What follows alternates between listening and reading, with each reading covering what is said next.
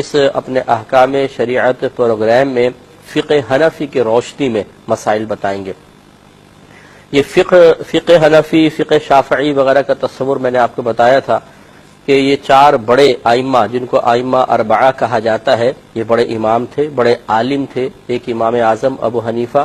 امام شافعی، امام مالک، امام احمد بن حنبل رضی اللہ تعالی عنہم۔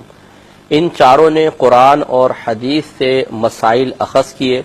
پہلے انہوں نے ان مسائل کو اخذ کرنے کے اصول مرتب کیے اور اس کے بعد مسائل کو اخذ کیا۔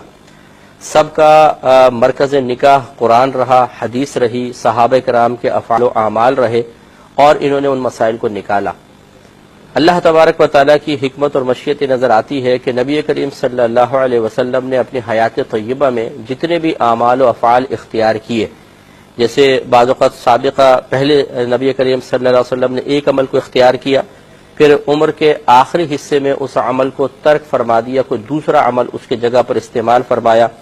تو ائمہ مجتہدین نے کسی نے تو سرکار کی درمیانی زندگی کے عمل کو اختیار کیا، کسی نے اخروی زندگی کے آخری زندگی کے ایام جو تھے ان کے اعمال و افعال کو اختیار کیا۔ اس طرح اللہ تعالیٰ کی یہ حکمت اور مشیت نظر آتی ہے کہ نبی کریم صلی اللہ علیہ وسلم نے اللہ کے حکم سے ہی جو اعمال و افعال اختیار فرمائے، انہیں قیامت تک زندہ رکھنے کا، انہیں قیامت تک قائم رکھنے کا اللہ تبارک و تعالیٰ نے یہ طریقہ اختیار فرمایا، یہ حکمت اختیار فرمائی کہ کسی مجتہد کو ان احادیث سے استدلال کرنے، مسائل نکالنے کی توفیق عطا فرمائی جن میں نبی کریم صلی اللہ علیہ وسلم کا عمل کچھ اور تھا، دوسرے ائمہ کو ان احادیث کریمہ سے مسائل اخذ کرنے کی توفیق دی کہ جس میں طریقہ بدل چکا تھا۔ جیسے کہ امام اعظم ابو حنیفہ رضی اللہ تعالی عنہ کی اکثر عادت ہے کہ آپ حضرت عبداللہ بن مسعود رضی اللہ تعالی عنہ کو اکثر فالو کرتے ہیں،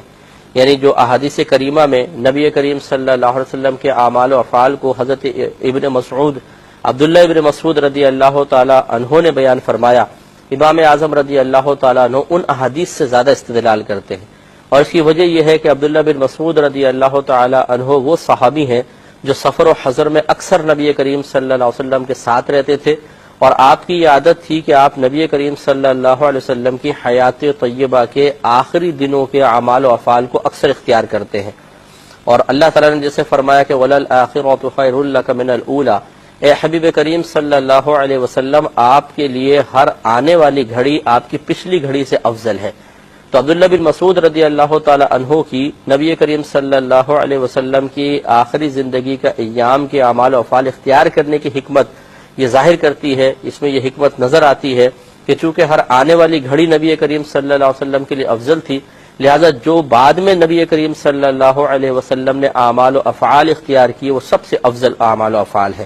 لہذا امام اعظم رضی اللہ تعالیٰ عنہ کا یہ کمال ہے کہ آپ نے ان احادیث کریمہ سے زیادہ استدلال کیا اور ان کو عوام کے سامنے بیان فرمایا۔ بہرحال چاروں ائمہ اپنے اپنے مقام پر حق ہیں، جس نے جو مسئلہ نکالا یقیناً قرآن و حدیث سے نکالا، اور اپنی نفسانی خواہشات کے تابع ہو کر نہیں بلکہ اللہ تبارک و تعالیٰ کی رضا کے لیے نکالا۔